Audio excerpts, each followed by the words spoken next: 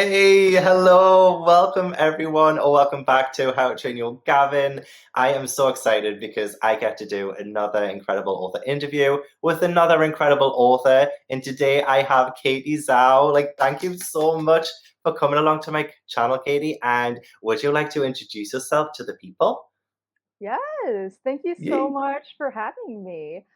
So I'm Katie Zhao. I am the author of the middle grade duology, The Dragon Warrior, and the sequel, The Fallen Hero, which is like a Chinese-inspired mythology fantasy series that's like Percy Jackson, but with Chinese mythology and Chinese American heroes. And I'm also the author of the newly released young adult dark academia thriller, How We Fall Apart, which came out last week. Oh my gosh. Very exciting, yeah. And but today we're here to talk about my next book, which comes out in a month, September Yeah. 21st, which is a middle grade sci-fi adventure story called Last Gamer Standing. Oh my gosh. Like every single time I hear that. Okay, so also like my story with Last Game of Standing is I saw it on Twitter like months and months and months ago. I first saw like the cover and stuff on Twitter, and I was like, that is the book that I need to read like right now. And I actually still have a bookmark. I have the tweet bookmarked in Twitter because sometimes I'll say books and I'm like, oh well, I don't want to, like forget about it, so I'll bookmark it and then come back to it. And it just I haven't stopped thinking about it since. So I'm so excited. You Oh, said September 21st. Is that like worldwide? Is that do you know if it's coming out? I know it comes out September 21st in the mhm. UK as well. So does that come out anywhere else at the same time or So I'm actually not too sure. So we sold world rights to Scholastic, which means I think like only the US has like the rights, but it can be distributed in other countries. So my right, guess is that it would be September 21st to wherever else they're distributing. But right. like we haven't had any translations. So like US basically means like US, Canada. I think UK has like the same or similar release date. Yeah. Yeah, I've got all of the pre-order links down in the description box. I definitely know the UK is going to stock it because my bookstore is going to have it in, so that's going to be really exciting. And yeah, all the links are down there. And yeah, we're here to talk about Last Game of Standing. And there's so much we can talk about, but today we are focusing on Last Game of Standing, and it will be, of course, spoiler free, so that people who haven't yet read it, like myself, will not get spoiled for all the good stuff. Even though Katie, I'm sure you're just dying to tell us everything that happens, but we're gonna have to restrain you and tell you no, don't give anything away. Although I will like some exclusives if that's okay. Sure, yes. I will give you the exclusives. Excellent. That's what I want to hear. But I also have all the social media links for Katie's social medias links in the description box down below. So everything will be there so that you can follow Katie, check Katie's works out. Honestly, you will not be disappointed. I can assure you. So let's start the interview with our little random icebreaker round just to get to know you a little bit better with questions I feel like people might not have asked you before, but I could be wrong. I could be wrong, but we'll see. Are you ready? I'm getting like a little bit nervous. Like you know how in like high school and college they make you do like those icebreakers when you're around like Mhm. a bunch of strangers. I'm like, Yeah. oh boy, getting flashbacks. But it's all good. It's all good. It's Proceed. okay. Yeah, yeah, it's okay. But now you bring it up. Yes, I'm getting flashbacks now too to when I started college. And just to kind of know everyone, can you give maybe three facts about Yes, yourself, two truths and a lie or yes, always something? that Yeah, one. yeah. Oh, pain in the bum. But I promise you this one's fun. Okay. So the first one, since we're talking about Last Game of Standing today, do you have a favorite video game? Yes. I would say so. I played this one pretty recently. It was like Mm. in I want to say March or April. And I'm really really late to it, but it's Breath of the Wild. Oh my gosh. Yeah, I played it on my Switch, and I like, oh my god, I just like it was like the perfect game to play during like I guess it was sort of the height of the pandemic still, because like I wasn't going anywhere, I wasn't seeing anyone, and I didn't even want to go outside and like do my daily little walks anymore because I was just like so fed up with everybody and everything. Fair.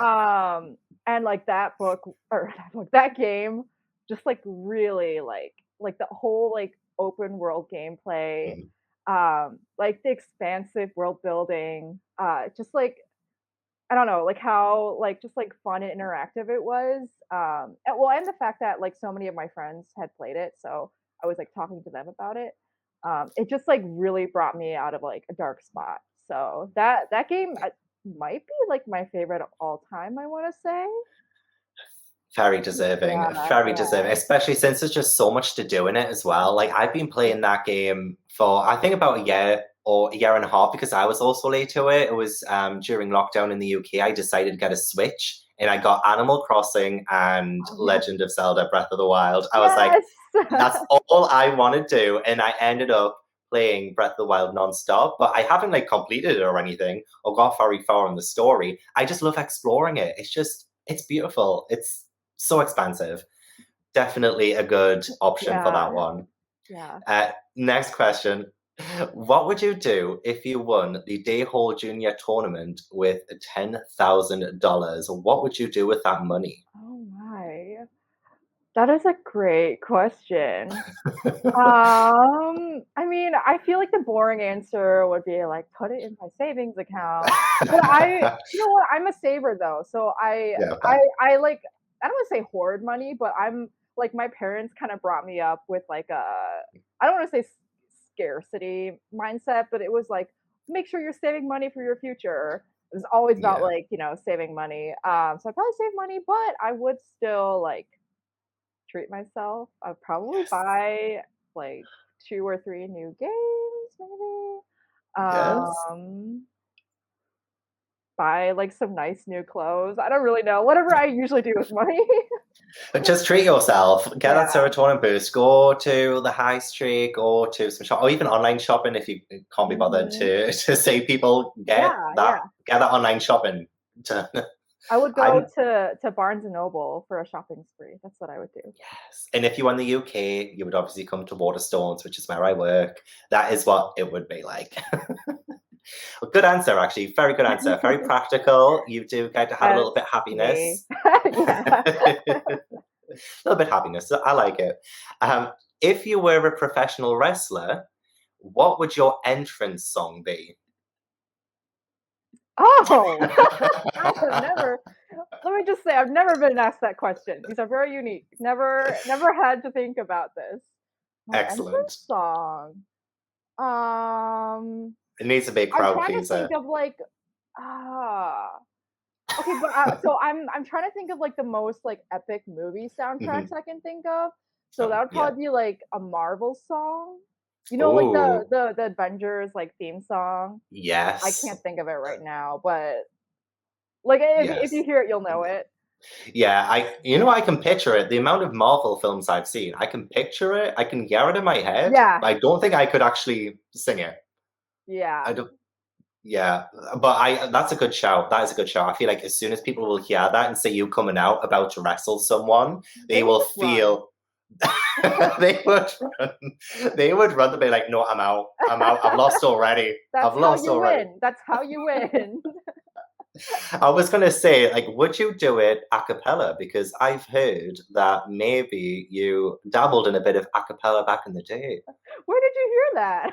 I just heard it on the grapevine. Oh, okay. No, I definitely talked about it. I just like I feel like I talked about that more when I had like fewer followers than like Mm, with my young adult coming out. Like I definitely got like a bigger social media following. Most people I don't think know that I did that, but before I pursued writing full time, I also sang in an a cappella group at my university, and like I still casually sing here and there, but like honestly, writing is just such a consuming like job or even just a hobby that it's just hard to like motivate myself to go do other hobbies outside of it. But yeah, you know what? Maybe I would just burst out into an a cappella song. I will take anything. Maybe the first time you come out, it can be the Marvel theme tune, and then once you've won a couple rounds, you can change it up every now and then, just keep it fresh. think that's the best way of doing it. But I've done my research. And also Yeah. I wish I could sing. I genuinely do. The amount of times I try, honestly, I wish I had your writing talent for one, singing talent for two, honestly. And I hear you when you say like writing is very consuming because it's not just that you write, but you also have to do things like this and you have to do events and things to promote yourself and get your books out there to the wider reach. And there's just so much you have to do, which we'll talk about after my last couple of fun questions. But yeah, okay. So next one. What is something that's on your bucket list? Ooh, I think just travel the world. I haven't traveled that much. I've traveled within the United States. I've traveled to Canada, but I've never even been to Europe. And I've only been back to China, but that was to like visit family. I haven't been there like on my own to like travel really. I haven't been to other Asian countries. So yeah, bucket list is just to like travel a lot more after the world is less on fire. Fair, fair. Yeah, when everything's like safe again, and then you could do like worldwide tours, worldwide book tours, and oh, that'll just be so good. And it will happen. We are going to Oh manifest it my and make gosh. it happen. It will. It will. I will come Uh, visit your bookstore. please do. Oh my gosh, this is here we have the first exclusive.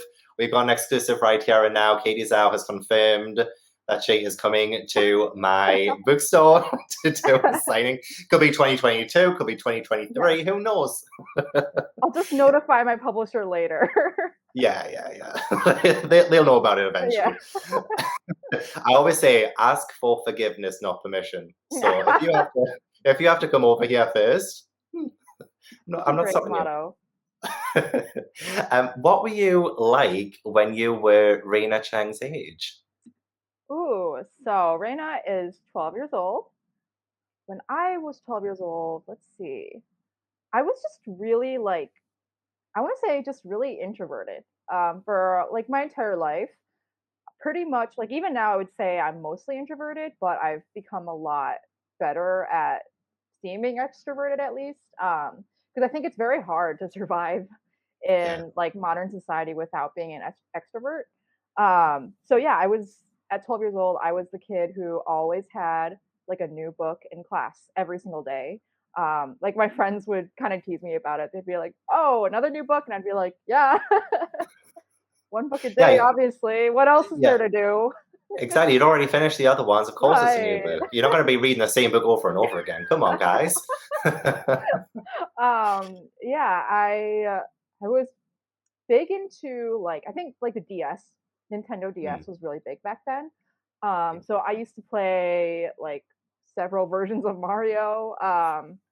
I used to play Pokemon. What else did I play? Cooking See, Mama. I I forgot was all what about that. Kingdom Hearts. Like when I was 12, I was all Oh, about Kingdom Hearts. yeah. I actually never got into that. Um, Uh, I know I must I, have missed out. and that's the end of the interview. Bye, guys. I'm kidding. I'm kidding. I must say, like, the first few games were fantastic. It does go downhill. Oh, okay. You're not missing out too much. And if you do end up playing it in the future, like, no pressure. It could still happen. Never say never. Yeah, right, exactly. But isn't it based off of like a anime or manga? I think I remember that. There's some because it has like Final Fantasy characters in it, Yeah. and it has like Disney characters in it, so it's kind of like a mishmash of like so many different inspirations and things, which is kind of why it goes a little bit off the rails because it just never knows what it wants to do. So, but it's fun. It's a fun time, and if you like Disney, then I love Disney. Oh, okay, I that's think good. you just sold me. I need to check that out next. Yay! Okay, brilliant. After the interview, though, Hey. don't be doing it now. Yes. And then final random question. Can you tell me a moment from this past year that has made you really happy? Oh, I think I mean, so thinking back to like early this year, there was like nothing besides like Breath of the Wild, honestly, just like video games that would make Yeah. me happy. And Yeah. then like I moved back out of my parents' house, moved to New York. And like starting from there in like June, I would say life started looking up for me. I guess when I think about this year, probably the happiest moments are just like getting to meet up with friends in person, which was something I don't want to say I took for granted before, but I didn't ever think there would be a whole year where I just wouldn't see anybody because I ended up moving back in with my parents and like there wasn't really anyone to see or it wasn't safe to see people. Yeah. Um, like just little things like that. Those made me the happiest. Oh, and my young adult coming out, and Of course. it's been a really really Yeah. exciting week. Yeah, it's exciting seeing people picking that book up. People who are excited for Last Name We're Standing. It's been a good couple of weeks here. Excellent. I'm really glad about that because you deserve it so, so much. Thank you. Um, So, like, yeah, that I just want to kind of like end that little bit on like some positive kind of vibes because I feel like when we talk about you as an author and your journey as an author, it was probably a bit of like a roller coaster ride, and I can only imagine like how hard it was to get to where you were or now. So, what was life like before you became an author? What was your origin story? Did you always want to be an author? How did you get here? My origin story. I love Your that. It origin. makes me sound like a character. You're Um, the hero. You're the hero of this story. I'm the villain. oh my gosh. Um, yeah, I mean, like my whole life, I always knew I wanted to do writing in some capacity. I Yeah. just didn't know what form it would take. When I was younger, there was like really no way of knowing how someone could become an author. Like none of my teachers could explain it to me. And in college, like still, I remember trying to like find out from the English department, like how to take the steps to become an author, and there was just nothing there, like no instructions. Did people also say things So, like get a real job or like kind of like it oh, wasn't like feasible to be an author? yeah, no, it's funny that you say that because my parents still say that. They're very, like, traditionally minded. They were actually, like when I remember very distinctly when I was, like, 12 or 13 years old, actually, I just randomly, like, blurted out to them one day, like, "Oh, I wanna be an author. Like, I love books so much." And they sat me down and they were like, you're not going to make any money. Like, you're going to be poor all the time if you go into like writing fiction. So you need to start thinking about like practical careers.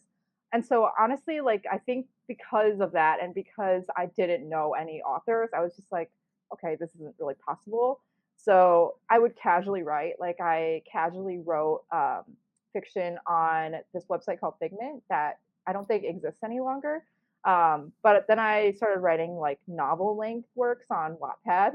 Ah, oh my gosh, Yeah, yeah, yeah. my heart. Yeah, Wattpad was like my entire like social or not social life in high school.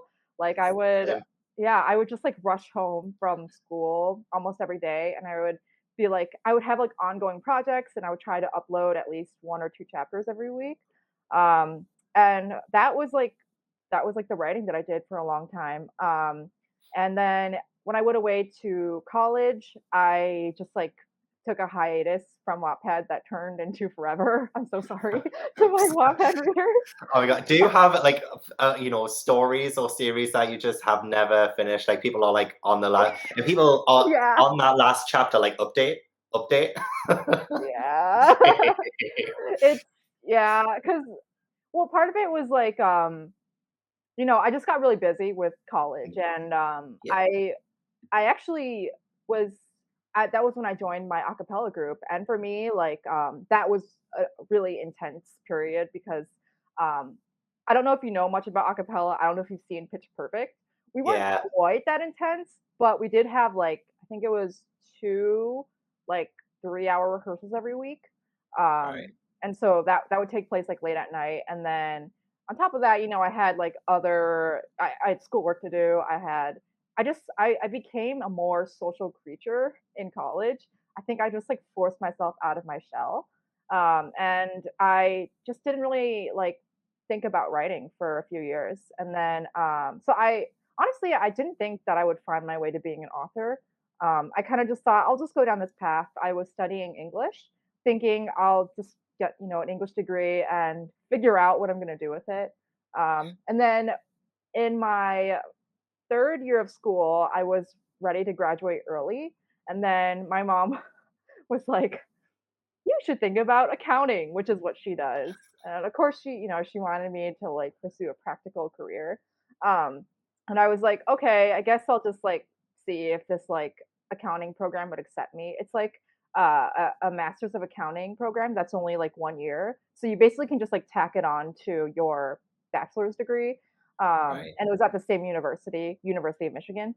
So I applied and I somehow got in. I still couldn't tell you how to this day. And then I started like, taking all my prerequisites over the summer for that class or that program. And then I started the program and I just felt so like creatively unfulfilled because I was no longer doing a cappella. I'd already like, graduated from undergrad life. But I also didn't have like another creative outlet because I was doing accounting all the time. And I was just like looking at the trajectory of my life and I was like, I'm on the same path that like my mom took. And no offense to my mom, she loves her life. It was absolutely It's not for not for me. you. Not for me. Yeah. No, no, not at all. Like I could not do it. I don't know why she loves accounting so much or the people in my program. Like some of them were so passionate about accounting and I was like, I good for you, but Yeah. I couldn't be me. It's like uh them probably don't understand the passion of writing yeah, and stuff. So yeah, I totally get yeah. that. Yeah. So then that year I actually became really serious about writing again. I looked into like how to get a literary agent and then how to actually get published by like these big traditional publishers. And I began to write like basically in all my downtime. Like I stopped like going out and seeing people essentially for a few months. I would just like do school, come back, write. And then I eventually wrote The Dragon Warrior, which I then queried and I got my agent like all during the, the first semester of my accounting program.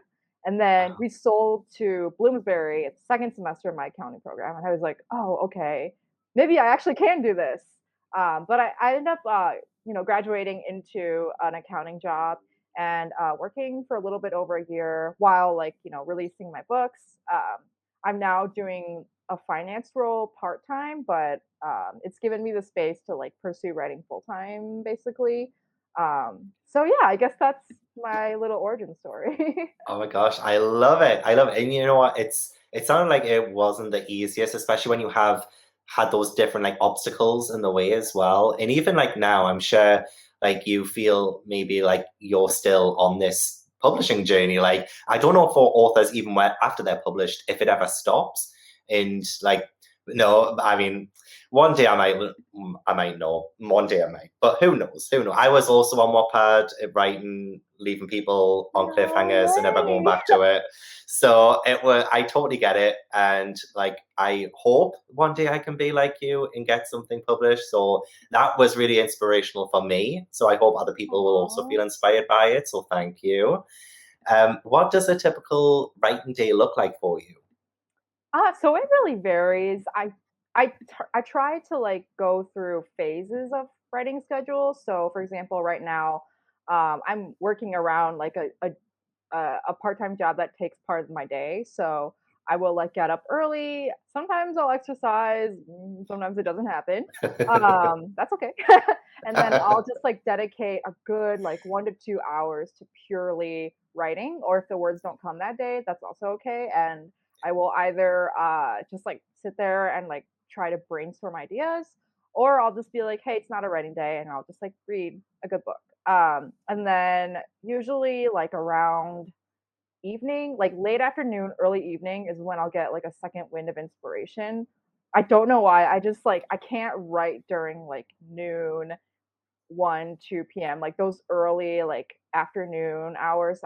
They don't do it for me. Those are like napping hours. My brain doesn't want to be Napping. awake.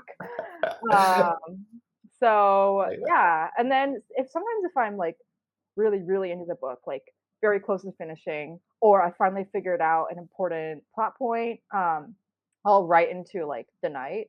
But yeah, that's like my typical schedule. And it really does vary though. Like I only write every day when I have a deadline. Otherwise, like I can go like long stretches without writing. I'm kind of like a binge writer in that sense. Like write a lot and then okay, we're gonna take 2 or 3 months off totally. So it's more like a mood kind of thing, and you don't Yeah. force it. You don't want to force anything. Mhm.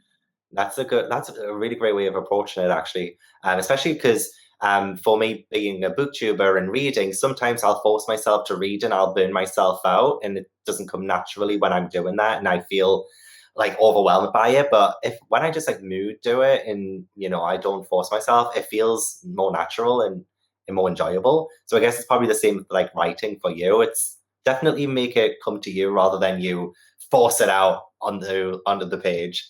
That's Yeah. that's pretty awesome. You also do, like as you said, you had a young adult book come out recently. So how do you find the switch over, especially with your kind of writing schedule and the lengths of time you maybe have between them? Because you've already, when did Dragon Last Dragon Warrior come out? Was it 2019? Yeah, so Dragon Warrior, it was 2019. Fallen 2019. Hero was 2020. It was like a year after. And then How I Fall Apart just came out. Last Gamer Yeah, Standing. It's like a yeah. very tight 1 month like space between these books. That's like four books in like 3 years, kind of thing, like getting published. I mean, obviously you wrote before that and stuff, but like that's four books. So with the kind of crossover between like young adult and middle grade, like how do you write that? How do you differentiate between them? Which is probably easier like done, but I'm like really interested in your kind of process and how you approach both age ranges. Yeah, I love this question. So I've always been kind of like a mood reader, I guess. I don't have a favorite genre or favorite age category. I have favorite books within each one, though. And for me, it really just depends on like what I feel like reading. Like if I feel like reading middle grade, then I'll go for middle grade. If I feel like reading an adult fantasy, then I'll reach for that. And so I think that's kind of reflected in my writing. I thought for a long time actually that young adult was like my thing. Like I only wrote young adult when I was seriously pursuing publication on Wattpad. All those books were young adult. And then I actually even thought the Dragon Warrior was young adult until like my critique partners read the book and they were like, "Hey, this feels more like middle grade um, in terms of like the humor, the voice, like the themes." And so I Yeah, took like a second look at it and I was like, actually, yeah, they're right. I guess I wrote like a middle grade. I wrote for like younger readers. So subconsciously. yeah, yeah. So it was a little bit of a roundabout way to, and now I have like more middle grade than young adult, which is amazing, but not what I would have thought like would have been Yeah, my career, before I actually pursued this. So for me, I actually don't think I would be able to write this much if I didn't switch between genres because I would get very burned out. Like I can't like just write middle grade because then part of middle grade is like it's really whimsical usually and very funny, but and very like not necessarily lighthearted, but you can kind of like just like have fun with it more than I feel like in yeah, other genres. yeah. But it also like doesn't go as dark or usually as deep. So then sometimes I'll find myself craving, writing something darker or something for a different audience after I've written a good amount of middle grade. And that's when I'll be like, okay, maybe it's time to like think about a young adult project or an adult project. So in that sense, like because I read so widely, um, I guess like it just like somehow like what's the word? Like it just like seeped into my writing style. So now I also like to write widely. I like to keep my brain stimulated. I just love stories so much, no matter what like genre, age category they are. Um, and yeah, for me that's just like how my like writing brain works. I just have to like constantly be switching things up.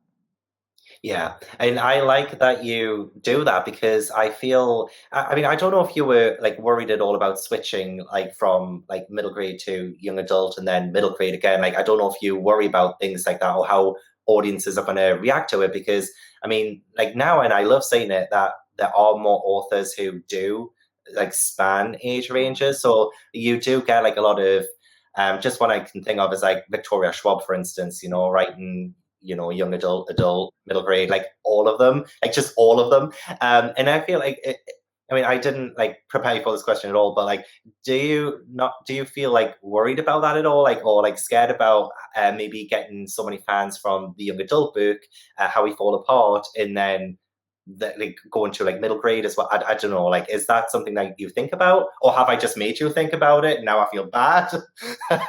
Wait, yeah. So I'm gonna answer your question, but first I have to fangirl because V. Schwab is probably like my biggest author inspiration. Just like she, when I think of authors who have the ability to like span every genre and age category Yeah, and do it so well, I'm like yeah, V. Schwab. And yeah. also just like her whole like backstory with her first few books not doing well, but then I don't know if you like heard about it, but she's talked a bit before about how like her career like didn't start off well and she kept going, and obviously now she's like a huge name. Anyway, yeah, so that was like my little fangirl moment. And then to your question, am I worried about like wait, was it like am I worried about just like different audiences and what Just they're gonna like, expect? yeah, kind of. So, because I thought like maybe like back in the day, like before, I guess authors really dabbled in writing for different like age ranges, like if they were worried like, oh, nobody's going to read this because I write YA and they're not going to read my middle grade, or like if people find you through your YA, they might not read your middle grade, kind of thing. Like, do you like? And that's a really horrible question. I'm sorry. No, no. This it's like you looked into my brain because this is something this is pretty much like This is therapy. one thought that's been in my head for like the past week because I've been switching over from promoting How We Fall Apart to thinking about okay, now I have to like do all this promo for Last Gamer Standing. And it's like I don't know, it's I have mixed feelings because um I'm really glad that first of all I even have like a foot in both of these genres and age categories and get to like kind of have different audiences. There is some crossover. Like I can think of a few book bloggers who have been with me since The Dragon Warrior, read The Fallen Hero, read How We Fall Apart, and I'm just like, thank you. I don't know why you stick with Lifelong me because fans. I keep going like in very different directions. So I think like the one thing that sort of unifies my work is that I've been told that I have a very strong voice. That's probably like the most like distinguishing factor of my writing, like what sets it aside from other books. And I would say like when I write my stories, like although they're for different audiences and age categories, generally you'll still find similar themes like about identity, um, being diaspora, um, Chinese culture, like Asian culture, just like those sorts of themes, like kind of tie them all together. So I do think that very avid readers would enjoy my books across age categories. I hope. But I yeah, will. no, it's very real that I think there are some people who are going to pick up How We Fall Apart because it got pretty buzzy on social media, and with dark academia becoming like a whole trend, right? They're gonna pick it up for that, and then they're gonna be like, "Last Gamer Standing." It's like a little kids gaming book. I don't want to read that, But it's fine. Like I think even for most authors who write within like the same genre and age category, like you're still gonna have readers who are like, "Oh, I love this book." Picked up the next book, didn't like it, didn't bother with like the other ones. So yeah, I just try not to like let it worry me. My books will find the right readers, and there will be some crossover, but there will also just be not crossover for some people.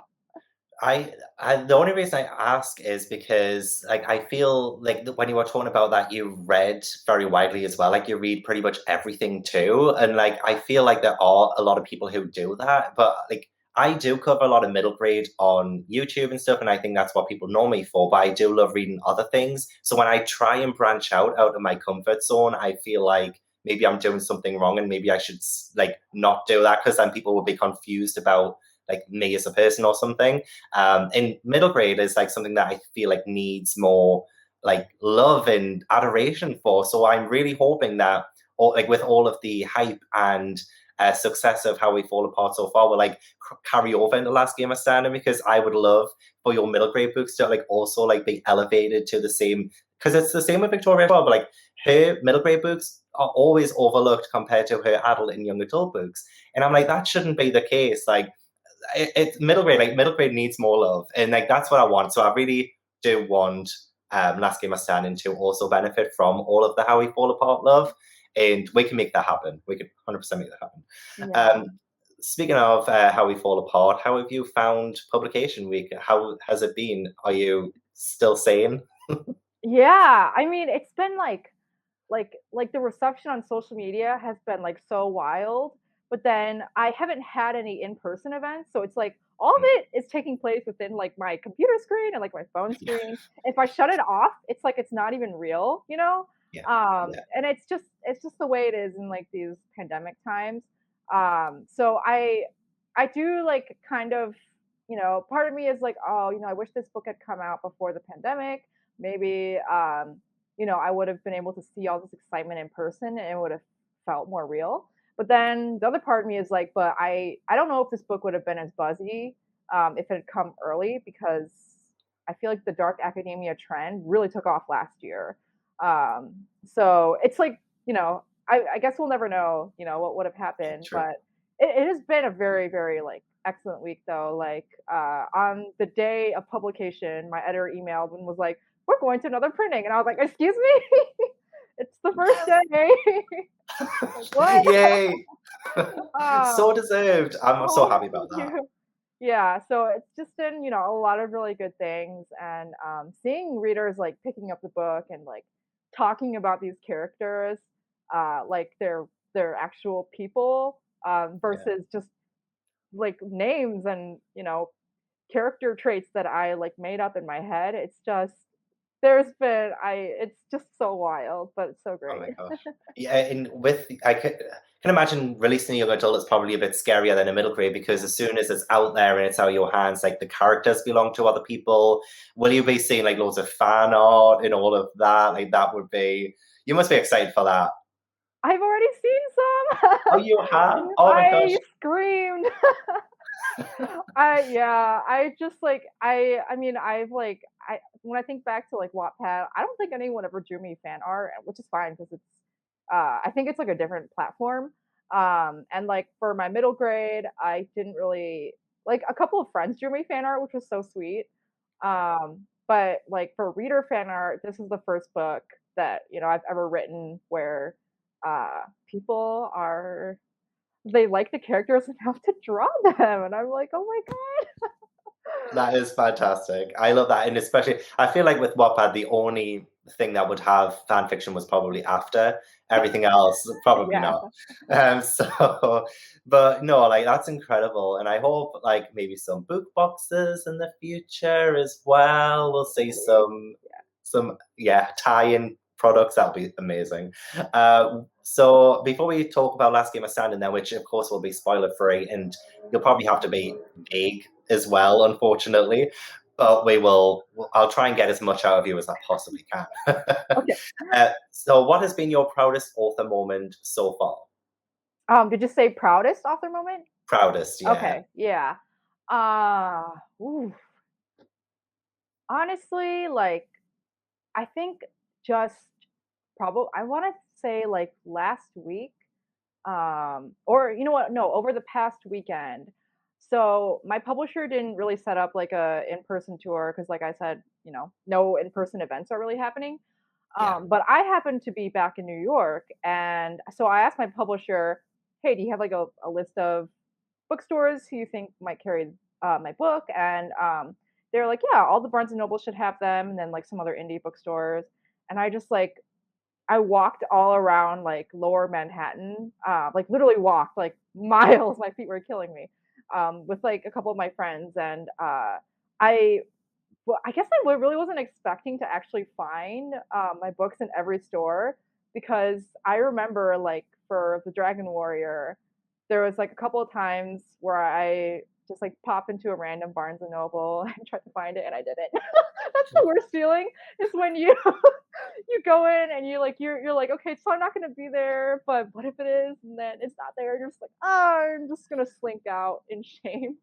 I mean, at least like they were there in a few. Like I haven't even been published, and I look in bookstores. I'm like, oh, I mean, I haven't got a book out yet, but is there anything on the shelves that has my name on it? The You know, future so me, send a book from the future into the past. exactly, exactly. So I mean, I feel like I'm sadder like for doing that rather than you, who actually did have a book out. So it's all good. Like I would have done the Uh, same thing. oh I would man. just, Yeah, no, but I found like multiple copies too in every store I walked into, and I just like awkwardly introduced myself and was like, I wrote this book. Can I sign it? So that was a moment where I was like, okay, I'm seeing some progress with my author career, and like people are picking up this book. as a bookseller, I honestly love it when an author comes in and say, I start freaking out. Like you might not think this, but I'm the worst at talking to authors half the time. Like honestly, I would go to signings and I could not speak. I couldn't speak. So if an author came into a store like now, I mean, I feel like I've gotten enough practice talking to authors, in being able to do that. But if you had have come into my bookstore and said, I wrote this. Like, I'll be like, oh my God, can you sign every copy? I want one myself. Can you dedicate? You know what I mean? Like, I would be that Oh, bookseller.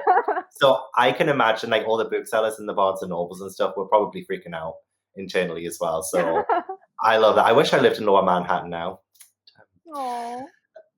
So, I mean, that is incredible. And hopefully you can do the same thing for Last Game of Standing when that comes out. So we will chat about that now. Can you tell us what Last Game of Standing is about? And also, I know a lot of authors, when they have to explain their books, they have to try and get it down, like, you know, with practice. So I don't know if you've practiced talking about like what it's about yet, but like, can you tell us what it's about? So I haven't really practiced that much because I'm still switching over, but let's just see how I do. Yeah. So Last Game We're Standing is a middle grade sci-fi futuristic adventure book, which is inspired by the game Fortnite, and it's basically follows this 12-year-old prodigy gamer girl named Reina Chang, who enters this tournament in the book called Dayhold, which is the tournament or the game that's inspired by Fortnite. And essentially, she wants to win it all. She wants to win the grand prize. It's $10,000, and she really needs that money to help her pay for her mom's medical bills. But also, she needs this money to prove to her parents that she can do gaming. She wants to be a pro gamer, and like she's really talented. Wants to prove to them that this is the path for me. And But during like the course of the tournament, she's also being threatened to be doxxed by this anonymous figure, because she's gaming under a different alias. She's like gaming as a male avatar, so she doesn't get like trolled by other gamers. So yeah, she's basically just like trying to fight off that random troll while also winning the tournament for her family and for herself. Oh my God, I hope she wins. Oh, can I like honestly, oh, I can't wait to read it. Like, oh yeah, I can't wait to read it. Anyway, Thank you. so, how was your journey writing this one? Was it like hard? Was it like when you first came up with the idea for it, and you said about your writing style and the way you approach writing? Had Dragon Warrior been released at that point when you started it? Yeah. Yeah. So let's see. I'm trying to think of my timeline. So Dragon Warrior released October 2019. The Fallen Hero I drafted very early. I remember it was like summer 2018, and then that one released October 2020. And so at that point, this was the next middle grade for that I wrote, and I had a 2 year gap. I'm just realizing because I drafted this book summer 2020. So it was about a year ago. Yeah. So it was better. It was actually better than with the Dragon Warrior because the Dragon Warrior was a book that taught me how to write. I want to say I had Right. many of those, but that was the one where like I had learned enough to actually get my foot into the publishing industry.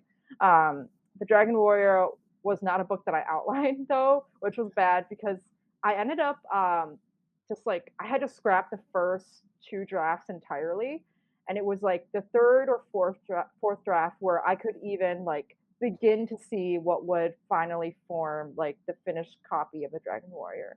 And with Last Gamer Standing, I had enough experience now that I was like, we're not going to do that. We're not going to pants this book.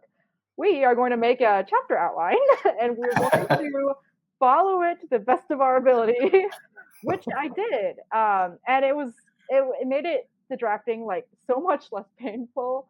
Um, I honestly, I basically just like speed drafted it. I didn't have anything else to do because it was summer 2020. Everything was shut down. I wasn't even working any other jobs. Like writing was my only thing. So I just put myself in a tunnel and I pounded out a draft in, I want to say 3 or 4 weeks.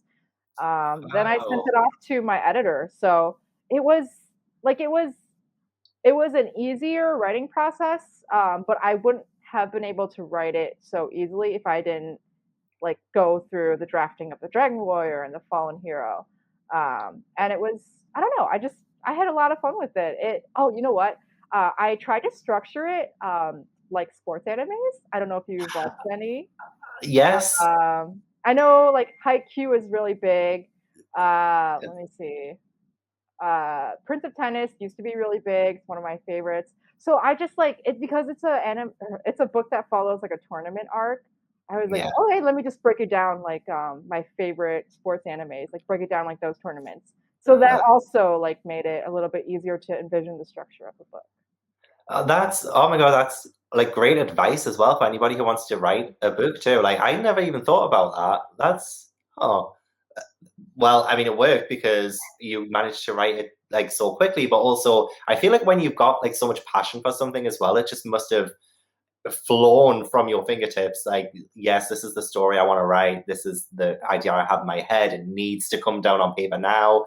Like, that's really good. Like, it just shows that you have created something that you're really passionate about. So, I love that. I love that a lot. And also, pantsing as well, knowing maybe not doing that again. Maybe, who knows? I guess it would depend on the book. Like, if you had an idea again for something, maybe some books don't require a draft or anything, or like, not a draft, but like, of course, it requires a draft, otherwise it doesn't get published. Like a plan or anything like that. I don't know if maybe your young adult book was like planned, like or drafted in that way too.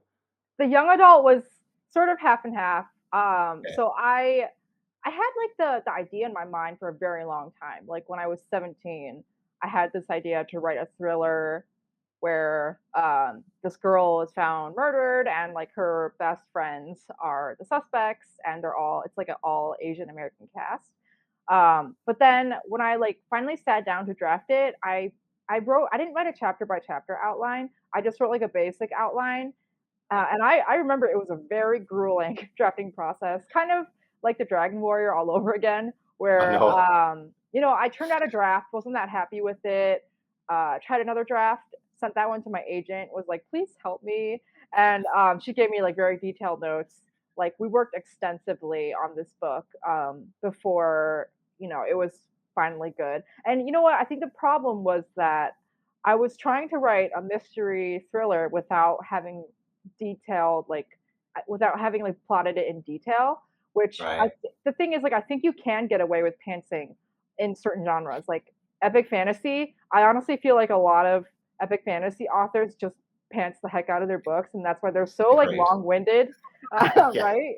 And their editors are just like, sure, we're just going to give you 50,000 words of nothing but this character wandering through forests.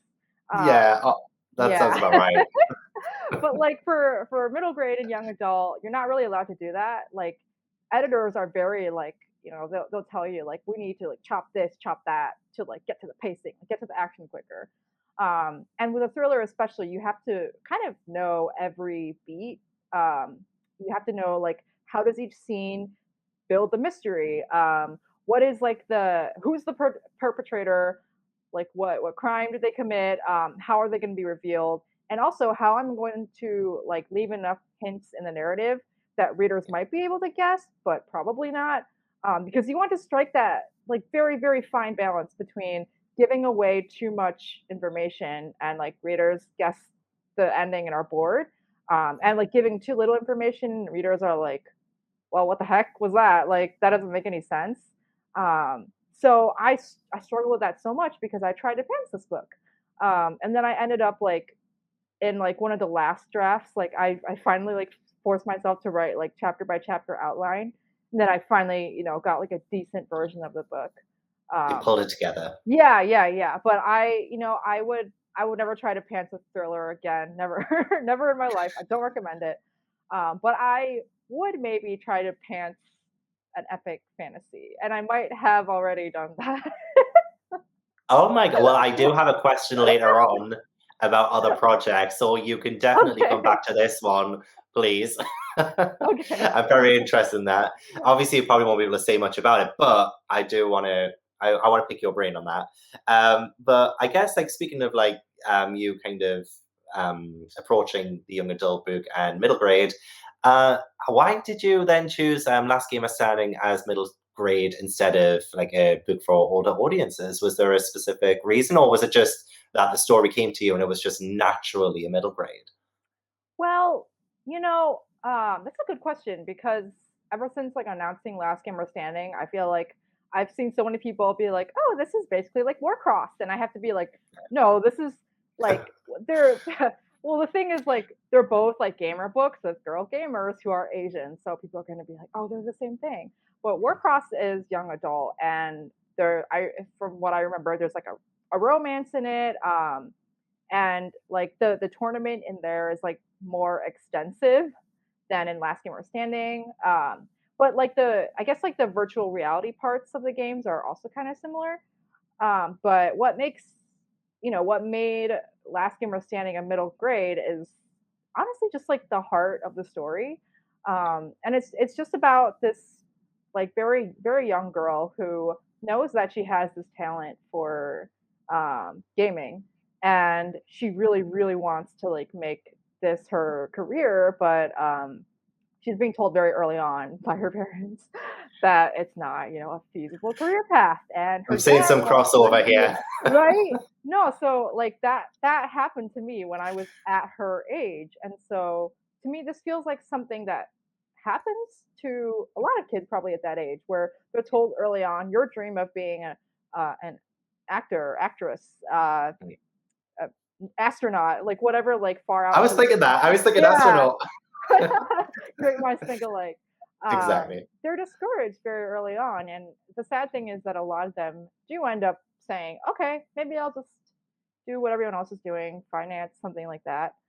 I mean, no shade to people who love that, but I do think it's a shame that society makes it so hard to pursue creative fields. Yeah. If you don't have a network, if you don't know how to get in, and if you like are told from a young age that this isn't right, this isn't what you should be doing.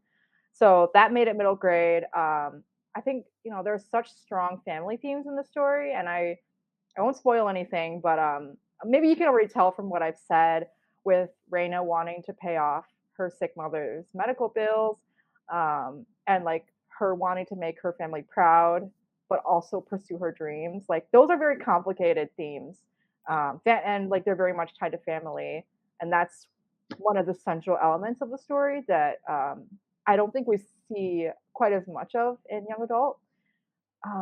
And you know what? There are a lot of like funny one-liners. I hope they're funny in this book. And I just really wanted to write like a funny book that can also be serious and engages with serious themes. And I think especially for young girl gamers at that age, it's so important to be able to see like positive representation to make those young girls feel like, yeah, they do have a place in the gaming community.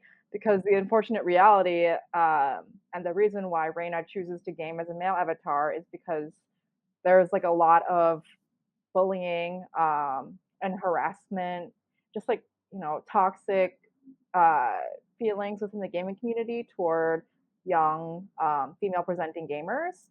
And so I feel like, yes, you can engage with that in young adults, certainly, but middle grade is a very, very crucial age. It's Mhm. honestly, I think it's for me, and the way that affected how I would grow up seeing myself in the world, middle grade was more, or like, middle grade age, like 8 to 12 years old, that was more formative to me than like my young adult years. So I think it's like especially important to be able to talk to young girls, or just like young boys too, like young readers in general, about these important themes. Yeah. I totally agree. Like, and I feel like middle grade as well recently, in like recent years, has been able to tackle more serious stuff. Like when I was a kid, there was barely anything like for me personally, like to do with sexuality or things like that. So like I could never see myself represented in a book. But then as soon as I got older and I could see more middle grades were coming out, and I feel like more authors were tackling or at least being able to give like or given the space and the opportunity to be able to speak in middle grade in publishing and all of that. Like I feel like it's come such a long way. It's still not perfect, but like come such a long way from what it was. And it's really interesting you mention about like toxic like communities and kind of like how young girls, or not even just young girls, but girl gamers and or female presenting gamers. I have a friend who's on Twitch and like she games and she's incredible. But of course, every now and then there are trolls, and I feel like for a lot of female Twitchers or female gamers in general, they just get it the worst than anybody else. And Reina sounds like a character who tackles that head on. And I feel like that's so important in middle grade because I feel like a lot of young girls who are reading this, or even young boys reading this, in just to like see how it's represented and like how it affects people as well, because like just like kind of that learning curve that I feel like a lot of young people need. So like yeah, how do you tackle that in Last Game of Stand, and how did you make it so it was like apt for a middle grade audience? Like what was your process with that? So I think like my thing with middle grade is that yes, you can use that genre to talk to young kids, but kids don't want to feel like, oh, I'm reading like I'm being told something Yeah, important. Like they don't want to feel like, oh, this is just like another like life lesson or something that I would be taught in class. yeah, And so for me, I think that's what the appeal is of middle grade is that I can sort of talk to kids, but not in a way that feels very like I'm condescending or anything. condescending. That's the word. Like Yeah, I'm up here, you're down there. Take yeah, notes. It's more like, hey, this is a life experience I had. Here's like how it affected me. Presented through like this character. It's something it's very important to me to talk about. Have you had this experience? I think when books become a conversation, it's just so much better for both like the author and the reader because it's not like they're you're like handing out definitive answers. It's really like up for the readers to decide like, do I relate to this?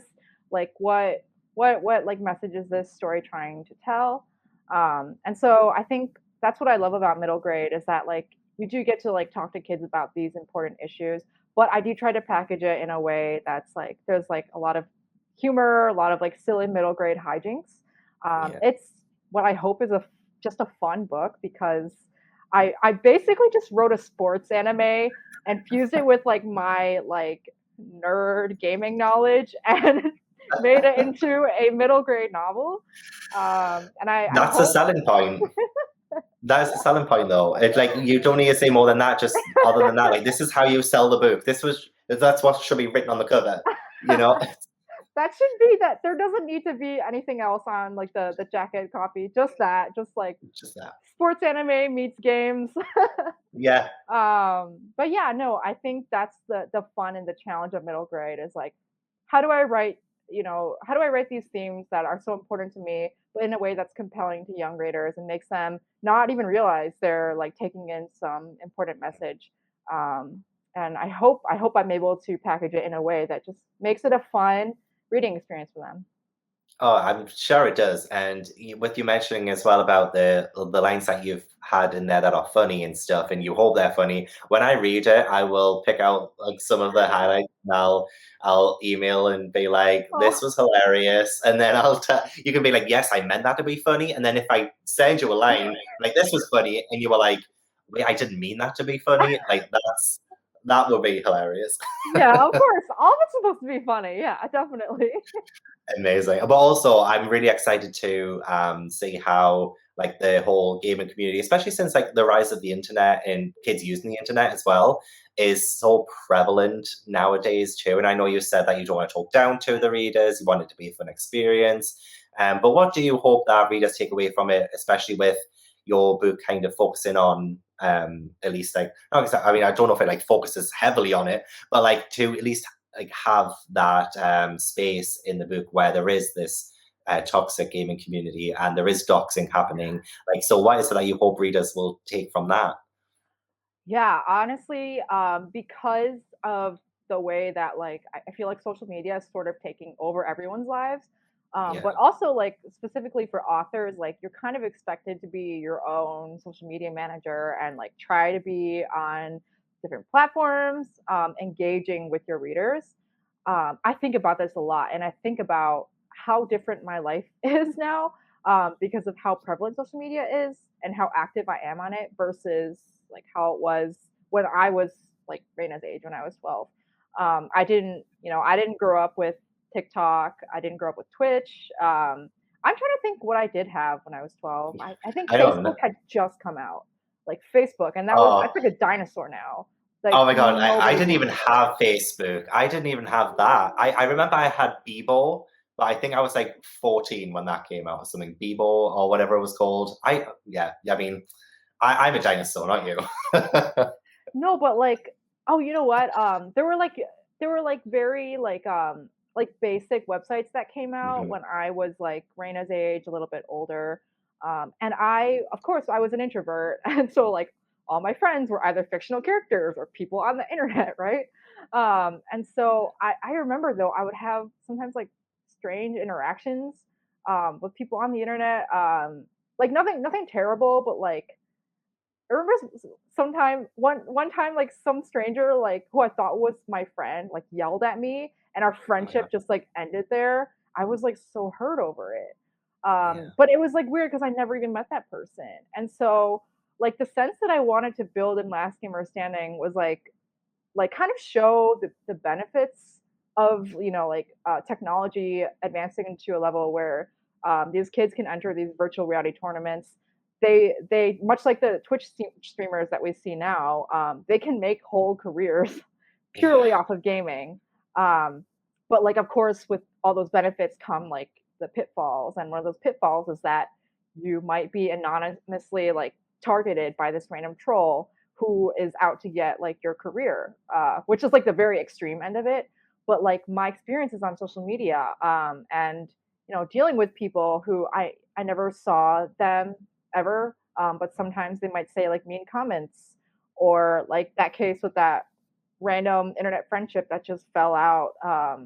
Like all these interactions like kind of just have me thinking a lot about how social media almost like if teens like basically like use social media as like their main communication platform, like if it can very quickly spiral into something terrible because there really is just nothing like in-person communication, making in-person friendships. Especially after this last like year Yeah, and a half. yeah, right. And like I'm also on TikTok now, and like I see like these very young teens.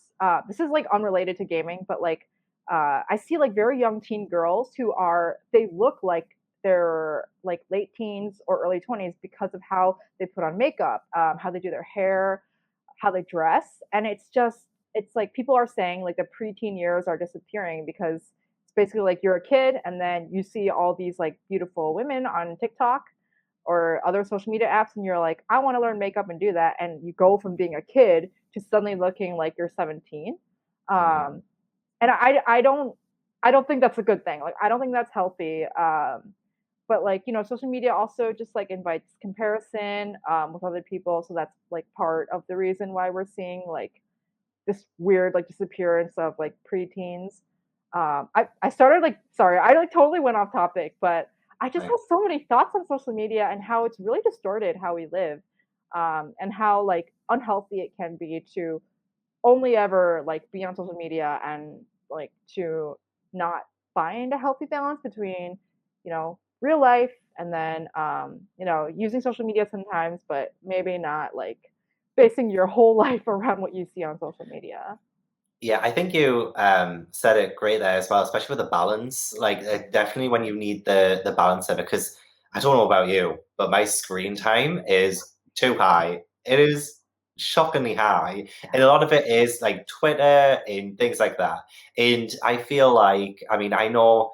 I sometimes I feel like a hypocrite, and I don't know about you, but like when I say like to my niece, for instance, who is she's 11 now, so she's kind of getting more into, using her phone and things. And I'm like, don't use that too often and stuff like that. But I feel a bit like a hypocrite because I'm constantly using social media and I constantly do things to like benefit what I do online. And I couldn't, like, my career is like an online thing. And it's so bizarre because I feel like 10 years ago or 20 years ago, like this just would not have been a thing.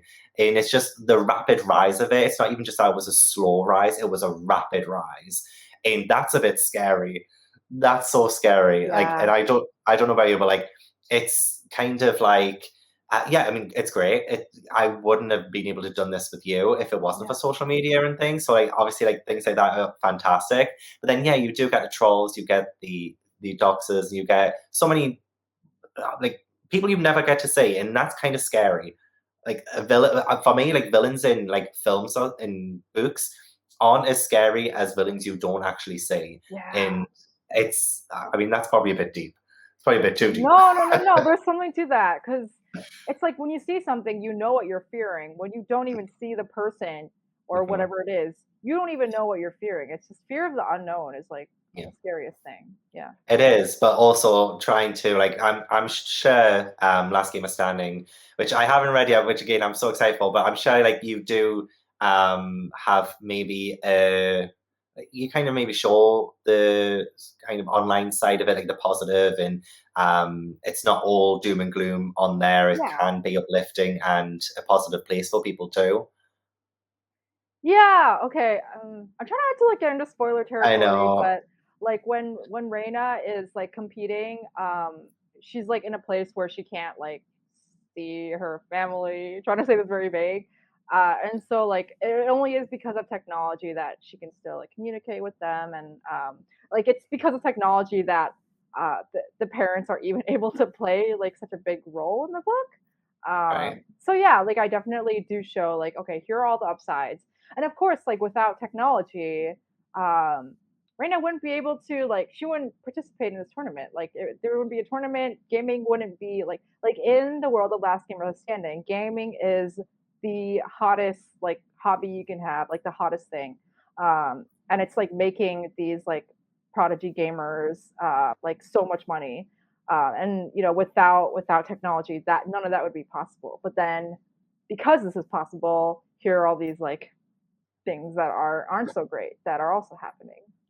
Yeah, and I imagine Reina has some, well, a great cast of characters around her as well. Like, do you have a personal favorite? Is Reina your favorite, or do you have any other characters who is your favorite? And can you tell us about them? So I Reina is so close to my heart that Mm. I view her as like a little sister Uh, because like so much of me, like 12-year-old me, is in her.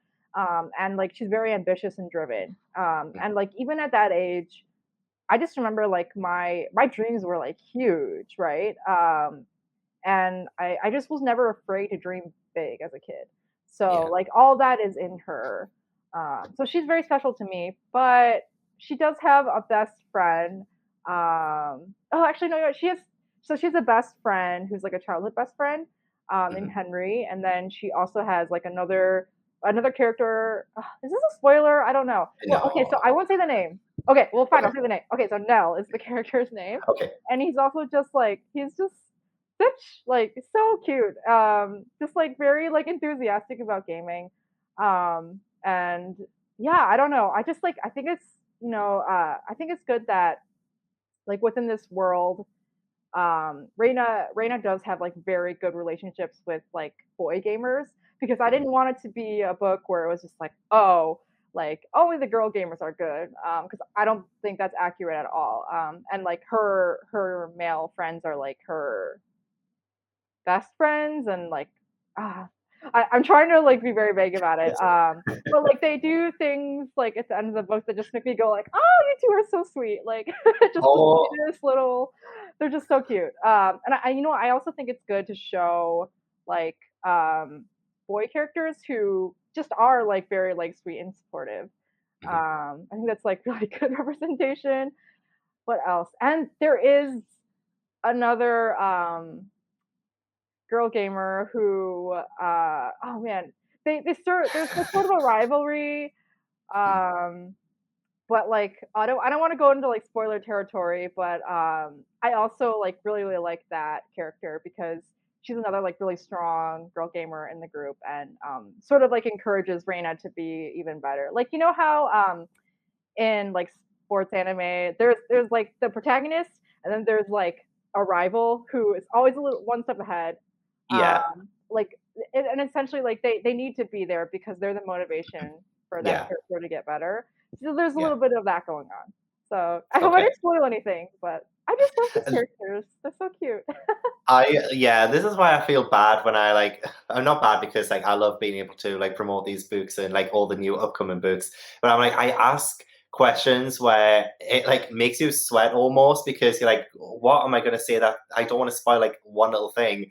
But I feel like none of that was a spoil. I feel like Okay. that's kind of things Okay, that makes us good. more excited to read it rather than anything else. Like I don't even think my excitement could get higher, but it Oh. has.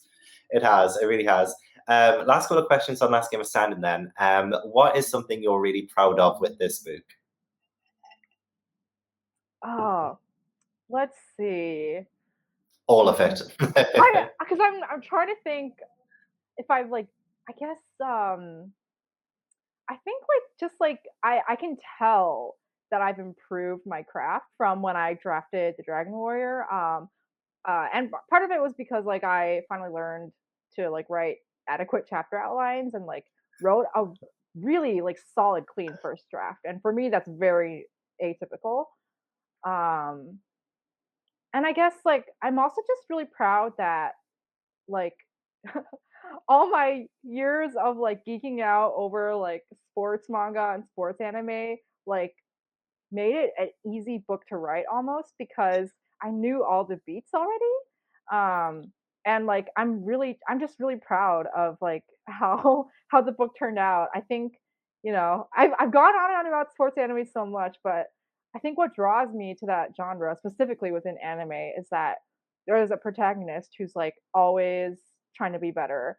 And no matter how many people they face, how many opponents knock them down, how many like battles or rounds, whatever sport they're playing, they lose, they always get up and they try again. And Yeah. if you watch like a really good sports anime, you get to follow like the character from like their very humble beginnings to like becoming a pro or becoming like a star in that sport. Um, and I'm just like really like pleased with how like I was able to like sort of write that narrative with this book specifically for a Chinese American girl gamer because I have not read a book like that ever in my whole life. Combined like so many of my loves to form like this giant nerd book. um, and I'm just like really proud of that, and you know, very grateful to Scholastic for letting me just like run wild with this. The best books have been run wilded. I don't know if that's the right way of saying it, but you guys know what I mean. But no, it's great that you could use something that you're so passionate about and be able to create something out of that too. Like I know the amount of times I probably wasted watching reality television, and I'm thinking, can I make something out of that? Probably not. But you know, like Oh, you just never know. Exactly, you never know. But yeah, you managed to create something, and like I always love when I talk to authors and they talk about their books. And I'm like, please, like, blow your own trumpet. Like, this is like a huge thing. Like, you should be like so super proud of all of it. You should like love it with your entire heart and be proud to shout it from the rooftops. So since you've mentioned sports anime quite a bit, do you have any recommendations for oh, anyone? I so know many. I probably need a recommendation. Like I now you're making me want to go and watch one like as soon as this interview is done. I'm gonna end up watching one. Wow. Okay, so one of my okay, so I would say my all-time favorite is I'm writing also these down. totally unknown. Totally nobody has ever heard of this anime. It's called Major. Okay, I wrote And down Totally Unknown there, thinking that was the title of it. no, sorry. No. It's just like it's so good. So when I talk about sports anime that starts from a character's like very like young beginning, it literally starts from when the character is 5 years old. His name is Goro, and you get to see like his motivation for becoming like a pro baseball player. Because like you see his father is like his greatest inspiration. His father is a pro baseball player, and he actually like he takes a baseball to the head in the middle of a game in the first episode, and he ends up dying. This is all like in the synopsis, by the way. It's not a Okay. spoiler. I was like, spoiler territory. But and then from that, the young kid Goro, he makes a bet with like the pitcher who killed his dad. That one day they would meet in like the major leagues. Oh, I'm getting like chills just talking about And it. that's why it's called Major. Oh, I get it Oh, now. major. Okay. And then you Right. follow this kid as he goes in elementary, and you can tell like he clearly has talent. He's like the I think he's like the star pitcher for his little league team. He goes to middle school. He like so many obstacles happen to him. He like loses tournaments that Right. you think he'll win. He wins tournaments you don't think he'll win, and he just like fights his way and like improves. But I think you know what the main draw for me, besides like getting to watch really inspirational, ambitious characters like make their dreams come true, is that like sports anime are so good about making you deeply care about these characters, like showing their development, and like showing like how much the characters around them matter to them too. And that's something that I wish we saw more in Western storytelling, which I think is a Mm, little more focused on like fast-paced plot and like world yeah. building. And I think that's also why like shows like Haikyuu are, that volleyball anime that like really took off. Like that's what people think of when they think of sports anime. And like I think it's pretty good, but it's not. It doesn't hold a candle to Major in my opinion. But the reason It's why, not Major. yeah, right. The reason why so many people love it is because you fall in love with the characters. Like if you love the characters, you'll read or watch them doing anything. I don't even like sports, but I love sports anime. I just rambled for like 10 minutes about one. I genuinely do not mind. As long as you don't mind, I don't mind. I don't mind. I can spend so many hours with you talking about everything and everything. So Oh yeah, this has been so pleasant. I've loved it. Do you have one more Yeah. recommendation that you love? Yeah. Um. So this is an older one, but I Hmm. think it's more popular than Major. Prince of Tennis, if you've heard of Prince of it. Tennis. I Prince don't of think I Tennis. have. It's less like I feel like Major is more focused on one character and like shows like how he progresses throughout like the entirety of his career. Prince of Tennis focuses a little bit more on like a whole team of tennis players, and it Right. only follows them through their like middle school career. There's no like I don't think any of them, with the exception of like one character, go pro. But again, it's just like a very like fun series, very funny, but like you fall in love with the characters and you want to see them succeed and you root for them throughout all their tournaments and everything. So speaking of kind of following characters on these journeys and character arcs, as sports anime does so well, does that mean we will see Reina again, maybe in the future? I really hope so. I Yeah. didn't necessarily end it on a note that would like require a sequel, but Mhm.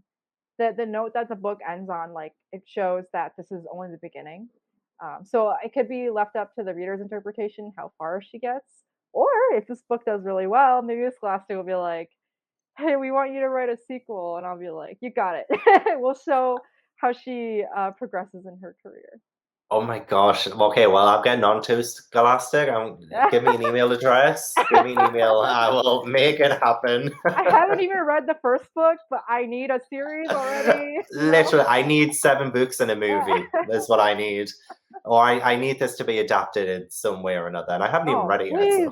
so that would be amazing. Oh, random question. Would you want Last Game of Standing to be live action or animated? Like, would you like a TV show, a movie? What would you like? Give me Oh, all of the things that you want. I'll make a list, and I'll hit the studios up. I'll just like email them right away. Um, so I talk so much about anime. The Mm, cover reminds me so much of like anime. It's like anime style. I don't know if I can vision this as live action because this whole time I've been picturing it as like an anime, like either movie or like a mini like TV show, like a sports yeah. anime. I guess I could see it as live action, but I would really worry that like the adaptation, like the CGI would be not Mm, great because I think that can yeah. sometimes like really like break a movie if the CGI isn't Yeah. done well. It could So distract. yeah, Yeah. right? Yeah. Yeah, no, but like if I like dream dream like adaptation of dream adaptations would be to have it like developed as like an anime style TV show. That would be the absolute dream, and we will make it happen too. We're Okay. gonna put that out there. We're gonna get sequels, we're gonna get an anime, it's gonna be incredible. What Oh, about, yeah. How We Fall Apart? Would you want that to be live action? That one would I can't imagine that one animated. I think it'd be a little weird because Mhm. I when I wrote it, I really imagined it as like Gossip Girl, Pretty Little Liars, like those like teen reality or not reality, but like the teen like realistic shows Yeah, that just like follow a lot of like teen drama. yeah. So I can only imagine it as like a teen live action TV show. And the Dragon Warrior? We may as well go all out, like, we may as well talk about all of them. What would you like the Dragon Warrior to be? I think that one I would also have to go with like anime or maybe like just like an American style cartoon. Mhm. Because when I wrote that book, I also envisioned it as an anime. Basically, if it's middle grade, I'm imagining it as an anime as I Yeah. write it. Yeah, fair. When I picture actually, you mentioned that, like when I picture middle grade books, like as I'm reading, it does seem to be more colorful and more Yeah, animated in my head when I'm visualizing it. So that makes sense. yeah. I like that. I would love to see all of that. So last question, which is really sad. Are you working on anything else? Like, what are your upcoming projects that you can tell us about? Are you working on anything? Any more middle grade? Like, what's on the horizon for Yeah. KATIE ZHAO? So let's start with next year's releases. I do have more middle grade. Yay. I have already finished, like, wrapped up the first book to my new middle grade series, which the series is called Winnie Zhang. We're going to reveal the title for book one and the cover, I think, in like November. So keep Oh an my eye out. gosh. That's just around the corner. Yeah, yeah. Oh, So summer 2022, more middle grade, yay. and it's sort of I like to think of it as like similar to the Dragon Warrior, only in terms of like some of the Chinese mythology that's used, and like it's all set in like the contemporary world, although there's like elements of magic. So it's like similar in that way, but it's a little more contemporary because it follows the main character Winnie Zhang's adventures through like school, and it's like it's just like more grounded in like her everyday school activities and um, she's basically like granted these shaman powers that she doesn't really want because she's trying her best in school and she's like I just have too many things going on, this is like another thing on my plate, I don't want to save the world. um, God, could you imagine? You know what? That makes sense though, because I feel like a lot of right, these kids in fantasy books, when they given like the task to save the world, like I would be like, what? I don't want to do that. yeah, no, that was me at 12 years old. I could have never like that was the last thing I would have ever wanted to do. I Yeah, would well, have that's been what it like sounds like. so yeah, so you can look forward to that series. Yay. And then my next young adult, it's another thriller, but it's not like a continuation of How We Fall Apart. It's like totally separate. It comes out next August. It's called The Lies We Tell, and the cover will come soon.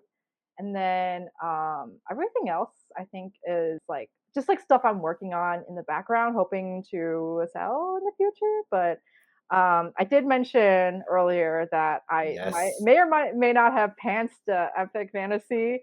Yes. I basically like so I pantsed this book in summer 2018 or maybe it was spring, I Oh, can't remember. So it yeah. was around the same time I wrote How We Fall Apart. I thought it was yet YA. Something was not working. Um, and then I set it aside, and then like a year later I was like, oh, I think this might be adult in terms of like themes and in terms of like the structure that I wanted to play around with. I think adult gives you a little more freedom to just like do your thing. Yeah. So um like I've had like so many other deadlines that I haven't had time to focus on it, but actually over this past summer I finally like overhauled it, like totally like redid the draft. But it's like I'm so much happier with it as it is now. And you might be happy to know that one of the comp titles is Vicious by V.E. Schwab. Oh wow. So Yay. yeah, that's what I have going on. But I won't say too much because I Okay. haven't even showed it to my agent yet. So who knows if it'll go anywhere. I mean, I hope it does. Like, do you know how many words you've done? Like, it's probably a lot. Oh If man. it's a lot. Well, okay, so I'm actually I would say I'm a more of an underwriter. Like my drafts tend to be short, but then I go back and I layer in more of the Mm. world building and everything. You just Um get everything out, kind of yeah. thing. Yeah. And oh, if you include all the words that I had to toss out, probably closer to 200K. Right now it's a Wow. lean 80K words. Like it's very for epic fantasy, it definitely needs more work, but I'm aware of that and I'm gonna like add more No. words, make it better and That's everything. 80,000 words. So, like, that's a lot. Like, even just for a story, like, I know I've been trying to write for a while and it takes me so long. Like, 80,000 words, like, that's a lot. I hope it comes out. I really Oh, do. thank you. Me too. One day, hopefully. And then Last Game of Standing 2 in 2023. Yeah, Like, that's obviously. amazing. Yeah. We'll just So, let my publisher know. And also, when we're informing them of my worldwide tour, we'll let them know about the yeah. sequel too. Well, apparently, I'm your publisher, your agent, your publicist. Like, I'm just taking on all these roles in the 1 hour. I love this. I do too. I mean, I am available. So yeah, I mean, so lots to look forward to in the future, which is fantastic, and it's a great way to end on as well. Like, I'm so excited for all the things that are coming out for you, and I need a better word than excited. Like, I've said that word so many times. But yeah, I'm really looking forward to Last Game of Standing, which again is coming out on September 21st. So everyone watching, don't forget to go and buy it in the description box too. I've got all of the links. Katie, is there anything you want to say to the lovely audience for watching? Um, yes, I hope you're excited for Last Gamer Standing, and can't wait for you all to meet Reina. Yeah, I want to say the same thing. I can't wait for you all to meet Rena too. I love her. You know what? She already sounds like a character I really can kind of see just visually. Like, I feel like she's just already so alive, just from the way that you've spoken Aw. about her. Like, she already feels like she exists. So I feel like, yeah, she's gonna just become one of those characters I'd fall in love with instantly. So again, I'm excited. So yeah, thank you so much to Katie for joining me for this interview. Honestly, your time is so appreciated, especially with your brand new release. You are a busy, busy bee. So again, thank you so much. And thank you to everybody watching as well. Don't forget to give this interview a like and check out Katie in the description box too. Bye everyone. Bye. Thank you.